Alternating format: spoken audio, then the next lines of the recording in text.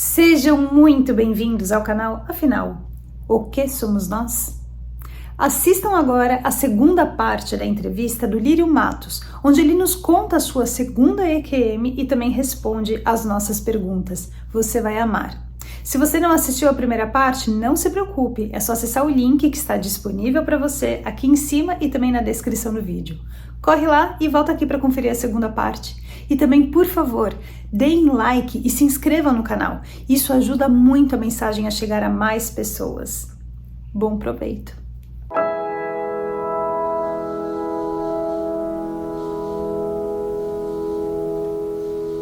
E agora eu quero contar para vocês a minha segunda EQM. Um pouco mais rápida, mas essa aconteceu aos 12 anos, 6 anos depois. Bairro pobre, periferia de Diadema, a rua de terra, cascalho, né? E a gente andava sempre chinelinho, até que muitas vezes a gente arrebentava o dedão na pedra.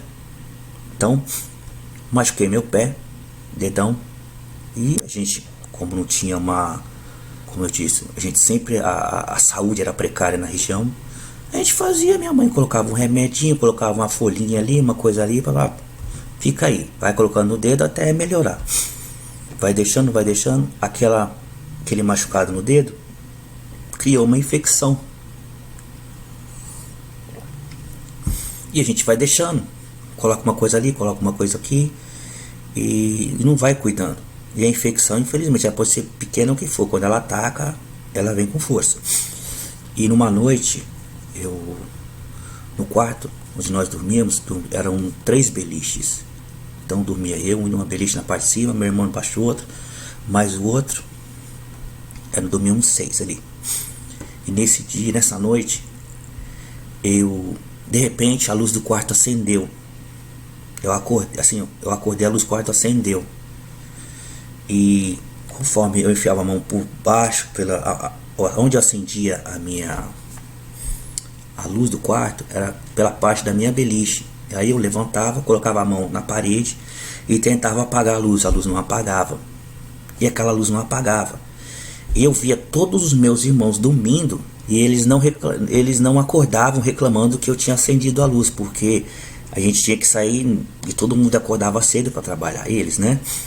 E eles não reclamavam. E eu olhava ali para eles, todo mundo dormindo normal. E eu tentava apagar a luz e não conseguia, de jeito nenhum. Foi quando de repente eu me vi flutuando pelo quarto. Eu estava flutuando, literalmente flutuando pelo quarto. E eu comecei a ver todos eles. Aí de repente eu saí e fui para a cozinha. No nosso quarto, fui para a cozinha. A nossa casa, meu pai nunca gostou de porta em quarto. Então nossos quartos não tinham porta. Então eu já passei pela porta e fui para a cozinha. Aí de repente eu ouvi uma voz: volta. E eu voltava para a cama. E eu tentava apagar a luz e não conseguia. Voltava de novo, tentava apagar a luz e não conseguia. E de repente eu comecei a me ver flutuando de novo. Fui para a cozinha de novo, uma parte mais alta da cozinha. Aí aquela voz de novo: volta. E eu voltava de novo para a cama. E mais uma vez eu falei assim: eu vou apagar a luz, daqui a pouco os meus irmãos vão brigar comigo. E nada da luz apagar. E eu voltava, e por onde eu ia, tudo estava claro. Por isso a luz que eu tentava apagar e não conseguia apagar a luz, porque não era a luz, era aquele momento que a gente está saindo dali, o nosso corpo vira luz. Para mim, meu corpo era a luz, por isso que eu tentava apagar e não conseguia, e começava a flutuar. Aí nisso eu fui para a parte da copa, eu passei pela quarto, cozinha e copa, por terceiro quarto, cômodo da casa. Quando eu cheguei no alto, no teto da copa, aquela mesma voz disse: volta. E eu voltei de novo. A mesma coisa, tentava apagar a luz e não conseguia. De repente eu voltei pro mesmo canto. Quando eu cheguei na copa, eu comecei a atravessar o teto. Eu me via atravessando o teto, já me via dentro do quarto do meu irmão na casa de cima. Quando eu cheguei no quarto, que eu cheguei quase aqui no teto, essa voz falou assim: você não pode passar daqui. Se você passar daqui, você não volta mais. Então volta. E ele falou assim: você não pode passar mais. Volta, que ainda não chegou a tua hora. Aí essa voz já não foi mais o volta. Volta, que ainda não chegou a sua hora. Foi quando eu voltei. Quando eu voltei, eu acordei com a minha mãe me balançando, tipo tentando me acordar. E ela falou assim: o que que você tem? O que que você tem? Eu falei assim, não, mãe, não tenho nada. Eu falei, não, você tava gritando e eu não consegui te acordar e você tá queimando de febre. Você está queimando de febre. Aí de repente, nisso que eu acordei, veio a dor na ponta do dedo da infecção. Aquela dor, o meu dedo estava gigante, inchado e bem feio, e aquilo pulsando. Sabe quando o sangue não sabe, aquele pulsando. E minha mãe falou assim: você está queimando de febre. Aí naquela época a gente tomava AS, né? Aquele AS infantil. E em casa tinha um pé de laranja. Minha mãe fez um chá de folha de laranja, e o AS infantil deu para baixar a febre. E ela fez chama de emplasto, né? Com farinha de mandioca cozida, cozinhou, fez um emplasto e colocou ali para poder tirar a dor. Aquilo deu uma sugada, assim, melhorou a dor. E ela falou assim: agora você dorme. Eu falei assim: não, mãe, não vou dormir não. Se eu dormir eu vou morrer. Ela falou assim: como assim você vai morrer? Eu falei assim: não, eu vou morrer. Porque eu não tô aguentando de dor, mãe. Eu vou morrer. Se eu fechar os olhos aqui, eu vou morrer. Aí ela pegou e falou assim: não, você tá delirando. Eu falei assim: não, mãe, eu vou morrer. Aí onde meus irmãos acordaram, todo mundo acordou, né? Ali todo mundo acordou. Minha mãe apagou a luz, só que eu não consegui mais dormir. Aí no dia seguinte eu fui ao pronto-socorro, né, da cidade. Minha mãe levou até o pronto-socorro. E chegando lá, ela falou assim: você tá com uma infecção muito grave, né, que já estava atingindo o seu sangue. Você estava prestes a morrer. Mais um pouco você ia morrer. Aí eu falei pra enfermeira, eu falei: mas eu quase morri ontem à noite, eu queimei de febre, né? Tive muita dor ontem, estava ruim. Ela falou: não, você estava para morrer. Se você não viesse, você ia morrer. Aí eu tomei na época era penicilina, né? Tomei uma injeção de penicilina e graças a Deus, né? Tô aqui para contar essa experiência para vocês. Que dessa vez, essa minha segunda experiência já foi quase lá na porta mesmo. Que ele falou assim: ó, se você passar daqui você não volta. Então eu já tive duas experiências. E essa daí é uma também que marcou muito. E você ter certeza de que a gente tem algo para fazer aqui nessa terra. E se esse é o meu objetivo, levar para vocês um pouco de calma no coração de vocês, né? Deus me preparou tudo isso. Só que demorou. Eu tinha 12 anos, hoje eu estou com 48. Mas graças a você, Carlos, e a sua equipe e o seu canal, nós temos condições de passar isso para aquelas pessoas, né, que têm medo da morte. Porque quando eu vi o seu canal há quase 2 anos, o ano passado, começo do ano passado, eu comecei a assistir os seus programas. Eu falei assim, eu comecei a ver as mesmas situações que eu passei. Eu falei assim: eu não estava sonhando. Porque todo mundo fala pra gente que a gente tá sonhando. Eu falei: eu não estava sonhando. Porque as mesmas experiências que as pessoas passaram, eu passei. Por que é um sonho? Ninguém sonha a mesma coisa que o outro.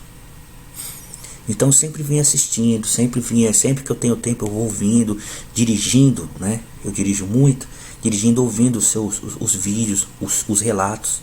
E falei assim: eu preciso entrar em contato com eles para mim poder fazer o meu relato, ver se ele quer ouvir a minha história. Não é uma história grande, mas pelo menos é o que eu passei. A primeira coisa que me chama a atenção no seu relato da primeira EQM são aquelas 2 crianças que ficaram com você e que, quando você me contou pela primeira vez, eu pensei: bem, são 2 pessoas, 2 crianças que deviam estar na mesma situação do Lírio, talvez há mais tempo. Mas, na hora que você falou que elas sabiam que não ia servir o café, eu pensei, ok, elas estão há mais tempo ali. Então já perceberam isso, estão passando para quem está chegando agora, que é o Lírio. Mas na hora que elas falam, volta, entendi que é volta para o seu corpo, agora que ela vai te chamar, e quem ia chamar era a menina, né? Então, parece que eles tinham uma compreensão que estava muito acima, o que me fez crer, opa, peraí, não são duas crianças que estão na mesma situação do Lírio. Como é que você vê isso? Você acha que eles estavam ali para cuidar de você? Como é que você enxerga essas duas crianças hoje? Dois anjos que estavam evitando que eu saísse, eles estavam me segurando lá. Porque eles falavam assim, você não pode passar daqui, se você passar daqui você não volta, do mesmo jeito que eu tive na segunda EQM, se você passar deste lugar você não volta. Então eu acho que eram dois anjos que estavam ali à minha volta, evitando, porque a minha vontade muito é de atravessar aquela porta, porque eu sabia que a minha mãe estava do outro lado e eu queria ir embora. Eu já vi outros relatos em que a pessoa teve a EQM enquanto criança e que também via crianças. É como se o diretor desse grande teatro aqui, ok, como nesse caso, quem teve a EQM é uma criança, vamos mandar crianças para lá. Parece que é isso, né? É isso que eu estava, porque na segunda EQM eu não via, eu só ouvia a voz. Eu não via ninguém. Era só aquela luz forte, né? Acendia toda a casa estava acesa. E eu não via ninguém. Você disse na segunda EQM que você sentia que você era a luz. Mas eu pergunto se simultaneamente você sentia ter algum tipo de corpo. Não. Eu flutuava. Era uma luz que flutuava? Eu não via meu corpo. Naquela segunda EQM eu não via meu corpo. Mas você sentia ter? Porque você falou que você tentou acender a luz. Ou apagar a luz, desculpe. Apagar a luz, eu tentava apagar a luz. Mas assim, você não vê corpo. Mas você sentia que você chegava lá perto do interruptor? Eu tinha essa sensação, porque a gente tem a sensação de estar vagando tudo, de passar pelo quarto, de passar tudo. E pra mim, que eu tentava, era a primeira coisa, vou apagar a luz, e não conseguia. E o corpo começava a flutuar. Também chama atenção o seguinte, que tanto na primeira quanto na segunda EQM, parece que você era convencido a não prosseguir, mas, ao mesmo tempo, era dada a você a possibilidade de seguir, sendo que era explicado que você não voltaria, você morreria, em outras palavras. Mas não foi proibido de você continuar, foi aconselhado, foi indicado. Que é uma coisa que eu não tinha pensado, viu? Agora você falando assim, uma coisa que ainda não tinha entrado na minha cabeça. Mas é aquele negócio, ele fala assim, não é o seu momento ainda. E ao ouvir essa voz, qual era a sensação que você tinha? Era uma voz estranha que te assustava? Era uma voz que te confortava? É uma voz de conforto. Ela tinha uma certa autoridade que fez você se convencer, mas passava medo, passava amor, o que passava? É como se eu estivesse falando com você, o mesmo jeito que você está conversando comigo, era essa voz. É uma voz de uma pessoa, eu não vi, eu só ouvia a voz, não é o teu momento. Era uma voz masculina? Uma voz masculina. E meu espírito queria ir. E a voz falava não, porque eu fui 3 vezes. Eu fui 3 a 4 vezes, né? E a voz falou assim, volta, e eu voltava, eu voltava. Na terceira, na quarta vez, foi quando ele falou assim, se você for, é como se eu fosse um pirracento, como se estivesse pirraçando com ele. Se eu falo pro meu filho, você não vai sair, ele vai lá, você não vai, até a hora que ele falou assim, você não pode ir, porque senão você não volta mais. Uma voz muito doce, uma voz muito calma. Agora, comparando com a primeira experiência, as crianças falaram que você não poderia passar dali, não é? Isso. Comparando as crianças com a voz, você falaria que esse pessoal joga no mesmo time? Creio que sim. É interessante que você obedecia crianças Eu fico no meu imaginário, o normal é uma criança obedecer adulto. Você não teve vontade de questionar aquelas duas crianças? Em nenhum momento. Eram dois meninos, ou eram duas meninas, ou era um casal? Eram dois meninos. Não lembro de face. Mas você não se lembra de tentar ver a face e não conseguir. Você simplesmente não se lembra. Eu não me lembro de face. Eu lembro de forma, de corpo. Era como as outras crianças que estavam lá. E engraçado que elas não vestiam roupa, elas estavam nuas. As duas? Só que você não via partes íntimas. E isso não fazia você estranhar? Ué, por que essas duas estão nuas e as outras não? Não, porque as duas também se pareciam muito comigo. Você estava nu? Eu não via meu corpo. O fato delas estarem nuas e as crianças, vamos dizer, vivas, não estarem nuas, estarem vestidas, isso não fez com que você perguntasse a respeito? Não, é como se assim, é um nu que a gente não vê. Não sei se você consegue me entender. Na segunda EQM, você atravessou o teto. Eu pergunto, você sentiu alguma coisa ao atravessar? Ou você viu alguma coisa ao atravessar? Quando você estava no meio da laje? Não sente nada. Eu só vi. E como eu te falei, por onde a gente tá atravessando, tudo clareia. É como se eu estivesse colocando uma vela, atravessando uma vela, uma lâmpada, para o outro quarto, tudo clareando, por um buraco e clareando. Essa é a sensação. A gente não sente nada. Você não sente nada, você não sente dor. É como se eu estivesse passando por uma porta para outra, sem nada para me atrapalhar.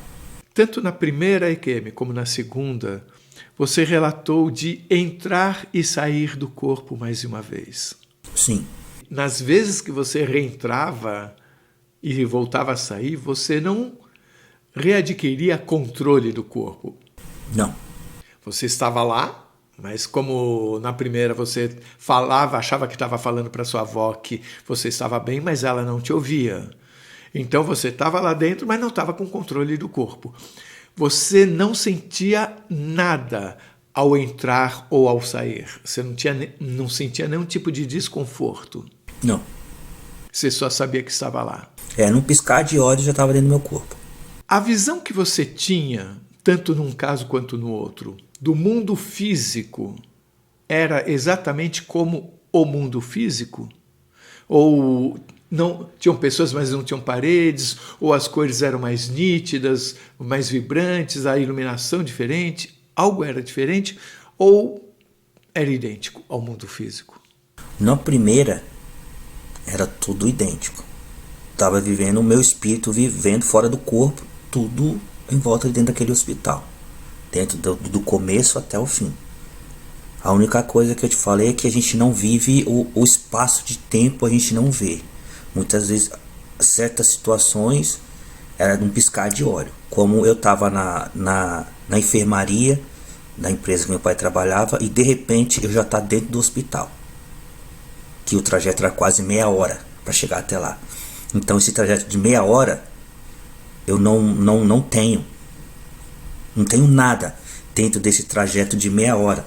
Eu não tenho nada que aconteceu, não lembro de nada que aconteceu. Ele foi muito rápido. Eu de repente já estava descendo na emergência do hospital.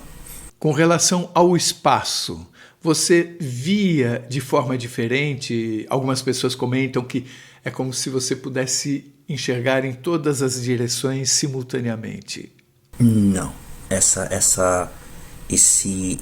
porque eu acho que pelo fato de ter ficado eu não sei, né? A minha experiência de ter ficado ainda nesse mundo e não ter saído, a minha visão ainda era uma visão, a única visão diferente que eu tive foi que na segunda EQM tudo aconteceu de noite.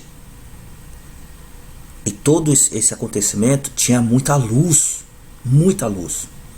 Por isso que muitas vezes eu tentei apagar a luz e não conseguia. E com medo dos meus irmãos acordarem, brigar comigo, que a luz estava acesa. Na primeira experiência, você por acaso enxergava através das paredes? Não. E na primeira também não existia noite. Em nenhum momento eu tive relatos de noite. Era tudo dia. Tudo dia. Aquelas duas crianças, quando elas falam agora vai para lá, que vão chamar você na primeira EQM, elas não falaram volte para o seu corpo, elas falaram vai para lá? Nós estávamos sentados no corredor. As duas sempre sentavam uma do lado, outra do outro. E eu no meio. E elas disseram assim, agora vai para lá que ela vai te chamar. E você entendeu que era ir para o corpo? Aí eu entendi que era para cama, mas eu perguntei 2 vezes. Vai para onde? Vai para lá que ela vai te chamar. Foi quando eu fui pro meu corpo e virei a cabeça e abri os olhos. Mas para mim que eu ia ficar na mesma situação, que ninguém ia chamar, porque sempre que minha mãe estava lá, nunca respondia. E foi quando eu virei, abri os olhos, ela começou a gritar. Ele acordou, ele acordou, ele acordou, ele acordou. Aí foi onde os médicos vieram. Quando você foi levado para o hospital, na primeira EQM, você disse que você foi junto com o pessoal, foi no carro e tudo mais. Como é que você ia dentro do carro ou ia fora do carro? Dentro do carro, no banco de trás. A minha irmã na frente, segurando, né, meu corpo na frente, no banco da frente, do lado do motorista, do lado do passageiro, e eu no banco de trás. Como se estivesse sentado. E isso, meu pai tinha uma variante naquela época, e ele tinha uma variante, e eu sentado atrás, olhando meu irmão dirigindo, correndo igual uns doidos, passando sem parar, que nem um doido, até chegar na empresa.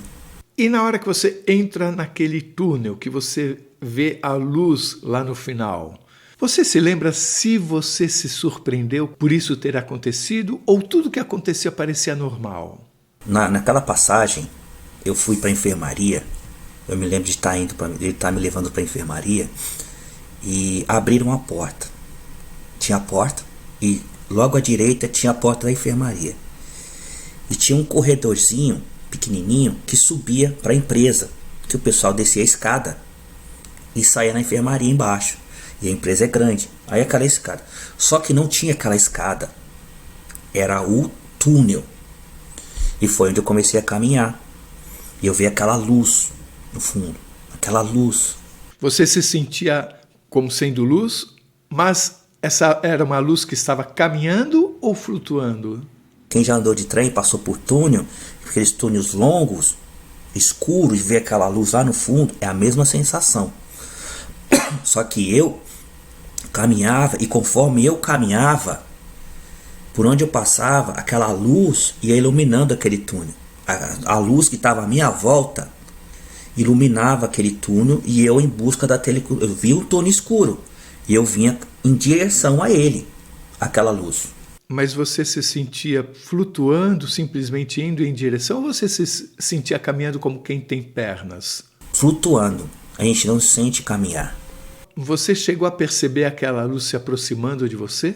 Sim, ela vem, e quando eu ia falar agora, ela vem se aproximando, e a gente vai como se fosse uma luz, como se fosse uma lamparina acesa, caminhando no meio da escuridão. E você sentia que havia alguém esperando você, ou você conseguiu perceber alguma coisa de imagem, além de simplesmente ser uma luz? Não consegui, porque de repente foi quando eu ouvi a voz. Ele tem que ser levado para a emergência agora. Aí foi quando de repente eu fui para o carro. Então é como se você estivesse lá e cá ao mesmo tempo, com a percepção auditiva daqui e visual de lá e também auditiva de lá. Isso. Quando ela falou assim, ele tem que ir para a emergência agora. No que ela falou assim, que ele tem que ir para a emergência agora, eu já estava dentro do carro. E de dentro do carro eu já, ao mesmo tempo, eu não me vi o trajeto do carro até o hospital. Eu já estava no hospital. Você se viu dentro do carro acompanhando até chegar na empresa do seu pai? Isso. De lá para o hospital você não viu? Do hospital eu não vi. Hoje, quando chega alguém perto de você, você sente o sentimento da pessoa? Você tem esse dom, vamos chamar de dom, de perceber quando a pessoa está triste, ou quando ela está com raiva, ou quando ela está feliz, só dela chegar perto de você? Tenho. A gente fica mais sensível. Muito sensível. Você se incomoda, às vezes, de ficar em lugares com muitas pessoas? Eu não gosto de ficar com muitas pessoas à minha volta. Mas isso porque você se sente como algumas pessoas se sentem, uma esponja que recebe os sentimentos das pessoas ou não? Às vezes eu me sinto carregado. Você sente que os seus sentidos físicos mesmo, de visão, audição, paladar, olfato, tato, você sente que eles são de alguma forma diferentes das pessoas em geral, mais aguçados? Eu sinto porque eu já tive experiência de ouvir vozes. Assim, a gente ouve, o pessoal fala, a gente tá doido, né? Tá ouvindo vozes, o cara tá doido. Mas eu já ouvi vozes, né? Das situações, assim, faça isso, faça aquilo, né? Tal coisa que a gente tá esperando. As coisas vêm na nossa mente, assim, as vozes vêm e a gente acaba fazendo e dá certo. Um exemplo disso, bem forte disso, foi quando... Eu vou ser rápido nessa para você entender. Antes de eu abrir o restaurante, no meio da pandemia, nós achamos o restaurante para alugar. E nós ligamos para o dono do restaurante durante 3 meses. Ele nunca atendia o telefone, nunca ligava de volta. Até no dia que eu desisti. Aí chegou uma sexta-feira, eu tive uma conversa bem séria com Deus e falei assim: Pai, como abre uma porta pra gente nesse lugar, porque eu tô cansado. Ou eu vou embora pro Brasil, ou se abre a porta pra mim aqui, ou abre a porta pra mim no Brasil. E eu tinha um dinheirinho reservado para poder abrir o restaurante, que era meu sonho. E eu falei assim: eu entrego nas tuas mãos. Quando foi na segunda-feira, eu falei assim: segunda-feira eu vou tomar uma decisão na minha vida. Ou eu fico aqui, eu vou embora pro Brasil. Deus, e pedindo uma resposta de Deus. Foi quando eu peguei, na segunda-feira, eu acordei com um tapa na cabeça. Um tapa na cabeça. Tem gente que não acredita, mas eu acordei com um tapa na cabeça e aquela voz falava assim: liga pra ele agora. As mesmas vozes que eu ouvi na minha EQM, eu ouvi ali: liga pra ele agora. E eu ligava pra esse cara todos os dias, nunca atendia. Aí eu falei assim: vou ligar não. Peguei e voltei a dormir. Logo em seguida, outro tapa na cabeça. E a voz falava assim: liga pra ele agora. Com mais intensidade. Eu peguei o telefone dele dentro da minha carteira, liguei pro cara. Não atendeu, como sempre. Peguei o telefone e deixei em cima da mesa e fui ao banheiro. Quando voltei no banheiro, estava lá a ligação perdida dele. Liguei pra ele de volta. E falei, expliquei toda a situação. Ele explicou o building, tudo como é que tava, né? Se tava liberado para poder fazer. Se ainda tinha, alguém tinha alugado. Ele falou não, que tava vazio ainda, que tava para alugar. Eu perguntei se eu podia dar uma olhada no building. Ele pegou, building é prédio, tá? E fui dar uma olhada no prédio. Cheguei lá, eu larguei meus filhos tudo em casa, fui lá sozinho. Ele falou assim: ó, eu tô aqui na cidade agora, que ele mora em Boston. Eu tô aqui na cidade agora, se você quiser eu dou uma olhada, eu mostro o restaurante pra você. Larguei tudo e fui lá. Cheguei lá, olha pra você ver como é que Deus é. O que Deus faz na vida da gente. As experiências que ele dá pra gente. Ele falou assim, mostrou todo o prédio e falou assim, no fundo do prédio, ele falou assim, eu falei assim, quanto que é para poder alugar o restaurante? Porque geralmente você vai alugar um restaurante, ele já tá com muita, já com tudo junto. O cara quer 80 mil, 100 mil, 70 mil dólares. E esse cara falou assim, falei, quanto que é? Quanto que você quer? 80 mil? Não, eu sou dono de mais de 20 plazas, né? Plazas é esses lugares que tem bastante lojas. Sou dono de mais de 20 plazas. O cara largou isso aqui na pandemia e eu preciso alugar. E você só me paga aluguel e a taxa. Eu falei, como assim? É só aluguel, você vai pagar as taxas. E ele falou assim, ele apontou para mim e falou desse jeito, e olha, ele falou desse, e olha, é aqui que você vai começar o seu business. É aqui que você vai começar a sua vida diferenciada. É aqui que você vai crescer. Eu via Deus usando a boca dele para falar comigo. E o cara ainda falou assim, eu te dou 3 meses de aluguel free e você não precisa me dar depósito. Sabe? Eu fiquei assim, eu comecei a chorar. Eu saí de lá chorando. E senti, né, a presença de Deus. E depois muitas vezes eu comecei a lembrar de tudo que eu passei no passado, dessas quase mortes, e falar assim, olha onde que Deus está trabalhando comigo. Olha assim, tudo que aconteceu aqui foi Deus. E Carlos, no meio da pandemia 2020, em julho, todo mundo fechando o restaurante aqui, todo mundo fechando o comércio e a gente abrindo o restaurante. Você falou que eram as mesmas vozes, você usou o plural. Foi um lapso de linguagem ou você ouviu mais de uma voz durante as EQMs? Porque imagino que você esteja se referindo à voz da segunda EQM. Isso, da segunda EQM. Mas era uma voz só ou era mais de uma voz na segunda EQM?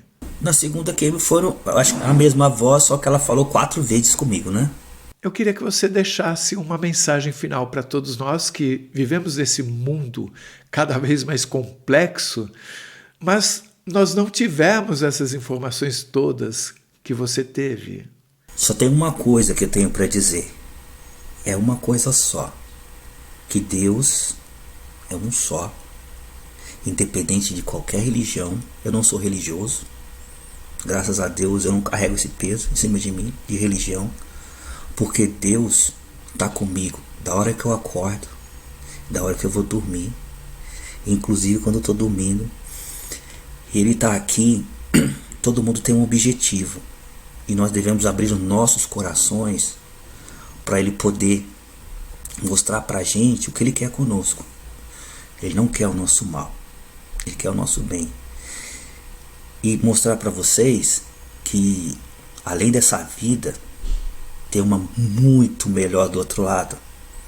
Que, como meu pai dizia, antes do meu pai morrer, ele falava assim: meu filho, quando eu morrer, não se preocupe comigo, porque eu vou para um lado melhor da vida. Eu vou para a melhor parte da minha vida, eu vou para a eternidade.